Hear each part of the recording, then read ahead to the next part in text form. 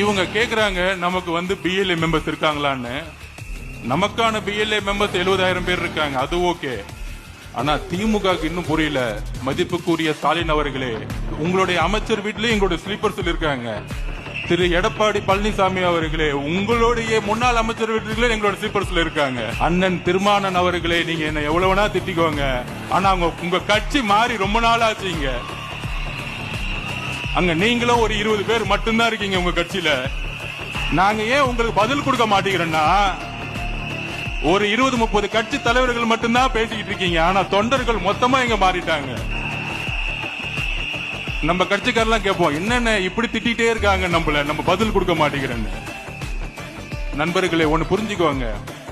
2016 அம்மா சொன்னாங்க, ஜெயலலிதா அம்மா, என்னை எதிர்த்து 15 கட்சி நின்னுகிட்டு இருக்கு, நான் மக்களை நம்புறேன், மக்களுக்காகவே நான் அப்படின்னு